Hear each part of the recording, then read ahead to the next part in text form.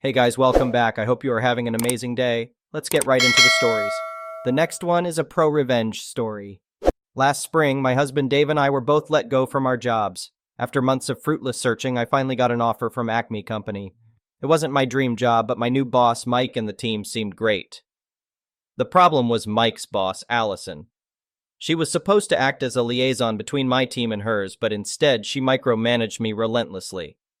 She constantly demanded I work overtime, canceled my time off, and berated me over insignificant issues.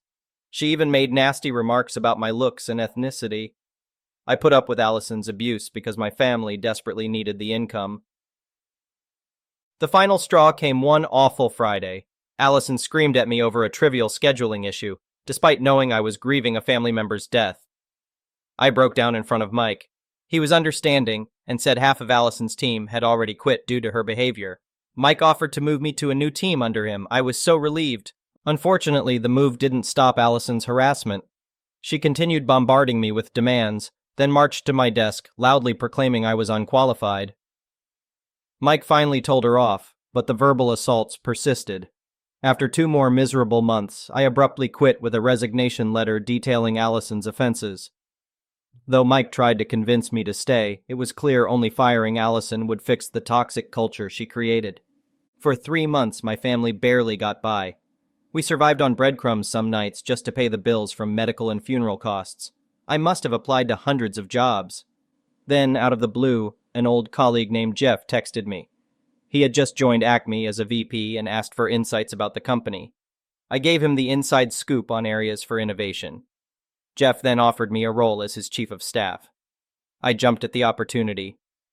At our first company-wide meeting, Jeff announced I would be his cause. I now sat 2 levels above Allison. And in the months since I had left, the remainder of her team had also quit. My old boss Mike congratulated me enthusiastically, but Allison took the low road, emailing Jeff to call me an idiot and liar and tried to get me fired. Jeff forwarded me her classless message and asked what was going on. I explained to Jeff that Allison was toxic for company culture.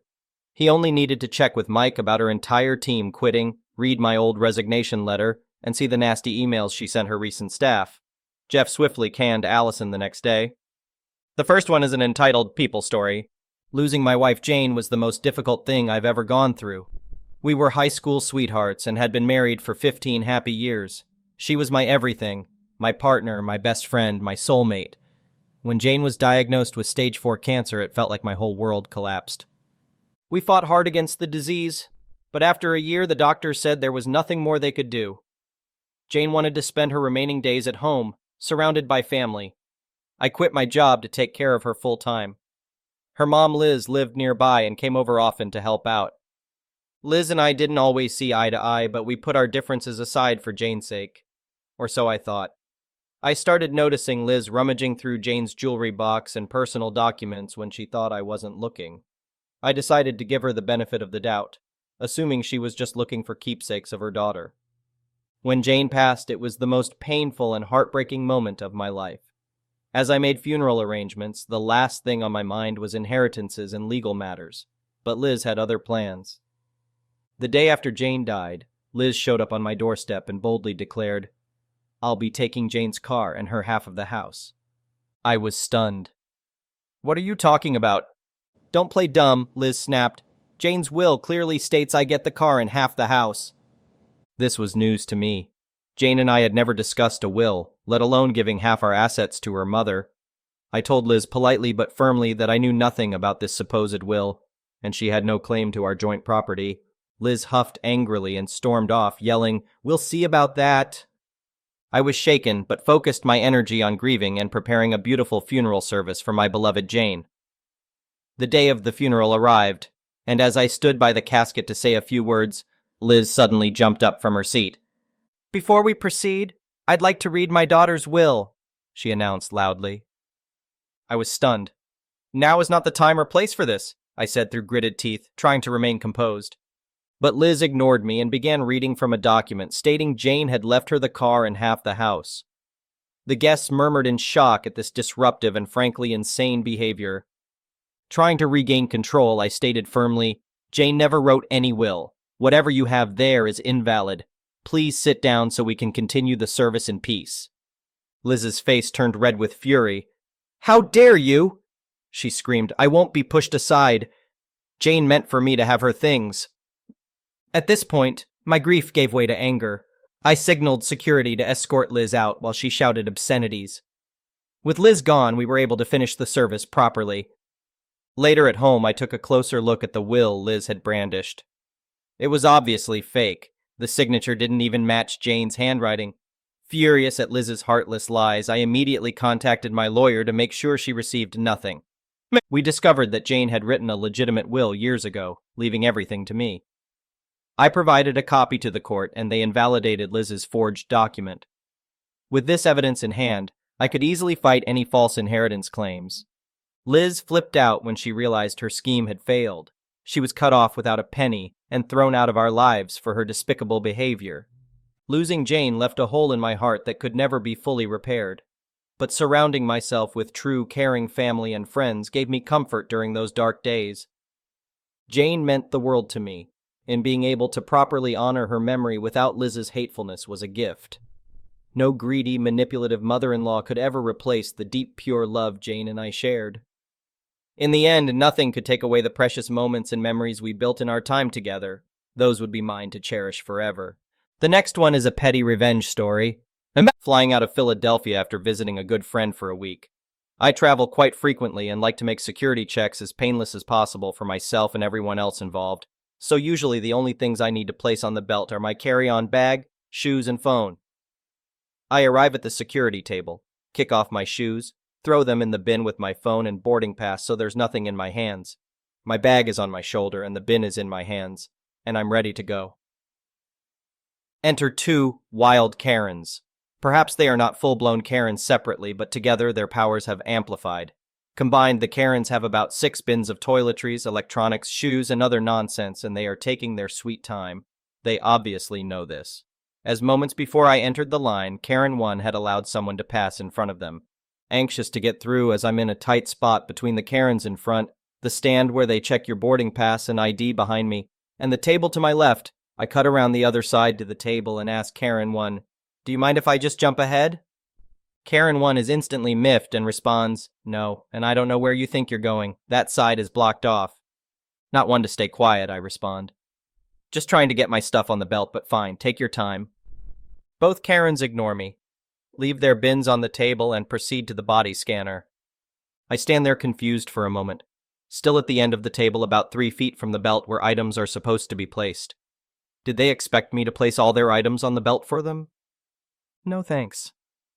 I grab my bin and bag, place them on the belt, and begin to move towards the body scanner. The guy who checks the boarding passes stops me to ask if the items left behind are mine. Nope, keep moving forward. I hear him calling across the security checkpoint to ask whose items have been left behind. I apologize to the casual bystander in this petty nonsense. I encounter the Karens on the other side as they look perplexed when my items come through first. I hear Karen 1 whisper to Karen 2, "Our stuff is still on the table on the other side." Yikes. I grab my items and leave, and the Karens have to return to the other side, push their items through, and get rescanned. Moral of the story: probably don't be rude to people if you're going to leave your stuff with them.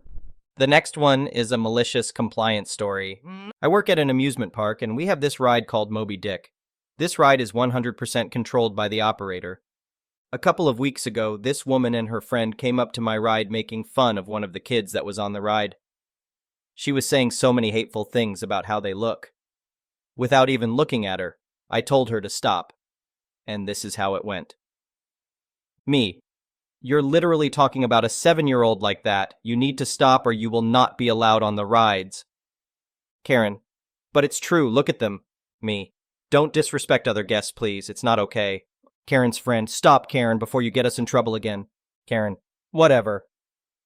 When the ride was finished, I started letting the next group of people in.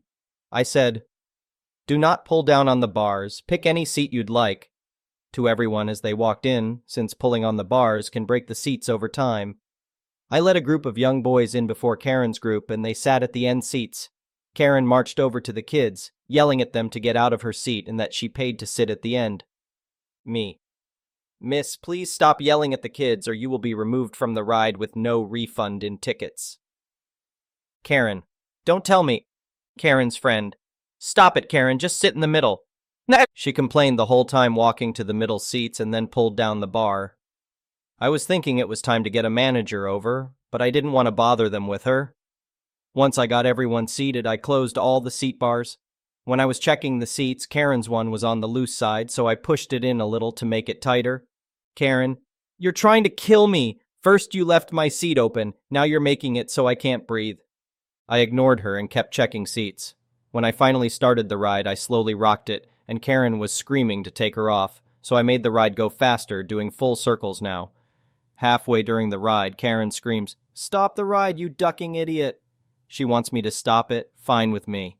I parked the ride at the top of the ride like I do when closing, but keeping the ride on. The 6 others on the ride weren't scared. The ride stopped. Karen started screaming bloody murder, crying and begging to be let down. The parents watching know what she said before their kids and know what's going on and start laughing. After around 30 seconds, she is still screaming, "Let me down." So I do, on the fastest setting. I start the ride spinning full speed. I made the ride a little longer since all the kids were having fun. Before I opened the seats, I screamed a warning. Me. Wait for the bars to be fully open and stay above your head before getting up. Stay seated. Karen pushed it up and got up, having the bar fall back down and hit her in the head. Her friend laughed at her and got up, walking her off the ride. The next one is an entitled People story. So my husband, 34M, and I, 36F, were coming back from upstate New York. We went to see my brother, who is like 4 hours away from us by Greyhound. It was a long trip, and I have kidney issues due to my lupus. So I rushed to the bathroom when we got to Port Authority. For info, I am short, chubby, and use a walker. So when I got to the bathroom, I had no stalls to go to but one. There were lots of stalls. However, I could only use the disabled person stall because it was the only one big enough for my walker.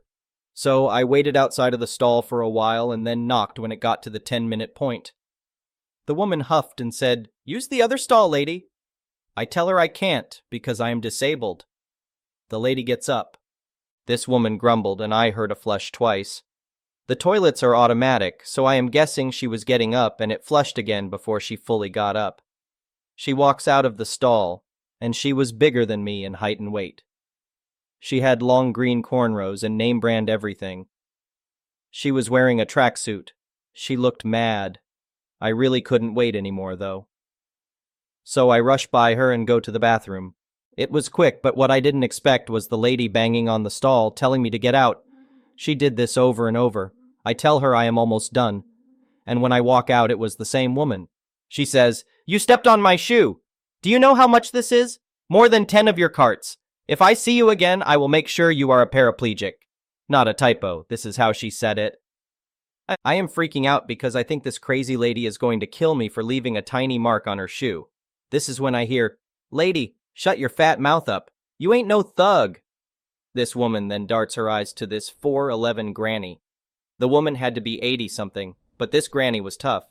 This girl looked upset. The granny then looks at me and says, "Baby, are you okay?" I nod and she smiles. She then drags the larger woman out. I am guessing this was her grandma because they looked similar, and she had the fear of God in her eyes. That was a weird bathroom trip, but one I will not forget. The next one is an entitled Parent story. I, a 25-year-old woman, moved back home a while ago because of some issues I was dealing with, but being back in my family home has been a nightmare. My father was the main reason I left the house a year ago. I kept minimal contact after a while, and I really thought he had turned a new leaf and changed. I thought everything was going to be okay. I have to bring him his tea every 2-3 hours, pick up his dirty plates and cups from the basement, bring him his snacks, his meals, his juice, his medication, anything you can name. When I bring him his food, he complains and says I gave him too much. Why would I do that? I'm starting to get very overwhelmed and stressed out, as well as feeling sad for myself every day. I also cook and clean for him and the rest of my family. When he calls me or tells me to do something, he repeats that same thing about 3-4 times, and it really gets on my nerves. My dad is constantly asking for money 24/7 because he claims he is broke. I can't go anywhere past midnight. If I leave at any time of day, it's followed up by, "Where are you going? Why are you going outside? What is there for you to do out there?" Come back early so you can help me. I'm tired and exhausted.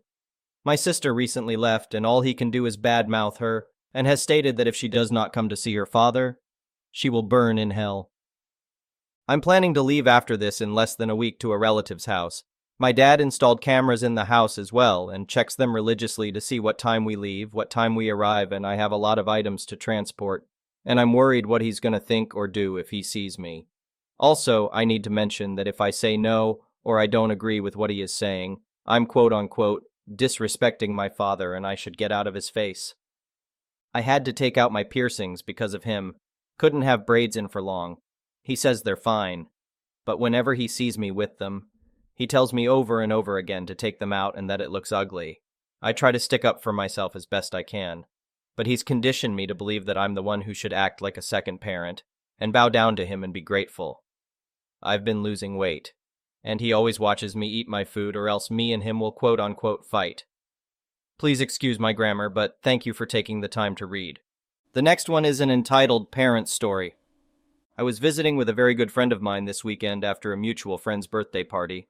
We'd all gone, but it wasn't really a place conducive to quiet enjoyment of a friend's company. There was lots of noise and lights and sugary birthday goodies that everyone partook in, including my friend's two sons. One of them isn't one yet, and the other is deeply entrenched in the terrible twos. The answer for everything is no, even when the answer was meant to be yes. It's hilarious, mostly because I can go home. My friend and his wife, they're tired, understandably so. So we were sitting in front of the TV and minding the boys while my buddy's wife wanted some time not spent in the immediate vicinity of her offspring, which honestly, fair. She drove off in her car and went I know not where, and we divided the labor equally. My friend had the kid who couldn't walk yet, and they were curled up on the couch. I think the intent was for a quiet nap. Me? I was stuck with the 2-year-old. And we had beef. At one point in the birthday party, I was playing skee-ball at an arcade and offered my last ball to the 2-year-old. He wound up like he was on a baseball mound, and I wound up having to go, no, no, no, no, and intervene. He has yet to forgive me for this transgression. So my charge for a little bit decided watching Bluey was for suckers, and he was going in search of adventure. And I was following him around because that's what you do when someone places the welfare of their child in your hands. The whole time, he's sulking and glaring at me every time he realizes I'm still behind him. It was so hard not to laugh because it was so overblown and dramatic. So we're in the boys' room, and the kid I'm watching is currently trying to cram his little body under his bed and shouting about wanting mama. Tough luck, kid. Mama's taking a break. You're stuck with me, and then there's a knock at the door. It's a caseworker from CPS and a police officer. I didn't realize this at the time, as I was trying to make sure the kid's head wouldn't actually get stuck under the bed. I'd never live it down. My buddy answers the door and is rather alarmed to see the pair waiting at the door. Then they came in, and my buddy shouted for me to come back to the living room with the kid, so I scoop up my charge and he starts squirming and squawking because he wanted to be under the bed, and clearly this is not under the bed. Matter of fact, this is the opposite. And he promptly shuts up. Because strangers. The caseworker goes on to explain that they've gotten reports about toddlers being left outside in the snow with only a diaper on, being left naked to run around the house, bruises on the kids, etc., etc. For the uninitiated, most toddlers, they cannot stand wearing clothes. They want out of them immediately. Even the hint of a chance at ditching the clothing, and they'll go for it. The cop looks around for a moment and says something to the CPS worker and then leaves. I sit with the 2-year-old, who was clothed by the way, and my buddy does all of the talking. I can tell he's furious, but I didn't really know why at the time. The caseworker wanders around the house a little bit, takes a look at both kids, then shrugs and says he can't see any evidence behind the report, but everyone has to be investigated. They'll be in touch, but it won't be a home visit unless new evidence or reports come to light.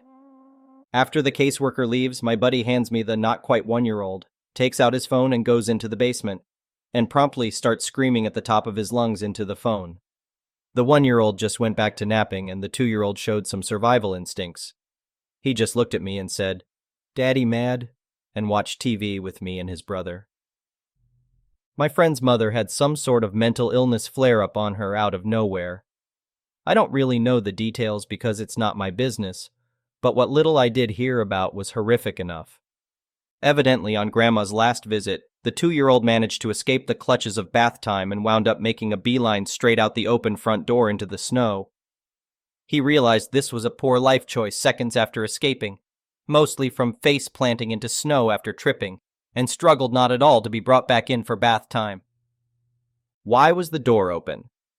Grandma's new boyfriend was rather drunk, and attempting to bring in a pile of Christmas gifts that were arriving in late January. He fell down the stairs when he tried opening the door, so they just propped the door open to allow easier offloading. In a nutshell, crap happens. Kids have minds of their own and do their own thing. He was never in any actual danger, just a 2-year-old doing 2-year-old things. The fact that Grandma twisted the event in such a fashion honestly confuses me, especially since the root cause of the kid getting out at all wasn't even my friend's fault. The really messed up part about the report, though, the reason there was a cop there was that Grandma told CPS that her son was an alcoholic with a mean streak when he was drunk, and he kept a gun at the door. He does keep a gun by the door. It's a double-barrel shotgun in a small safe with a keypad, because he lives in the boonies and it's not unusual to see things like bears. To the best of my knowledge, though, the only time that gun is fired is at a range, so my buddy and his wife can use the weapon competently if the need should arise. Her own son, though? Thank you for watching. I would really appreciate it if you could like the video and subscribe to our channel if you haven't already. We'll see you again tomorrow.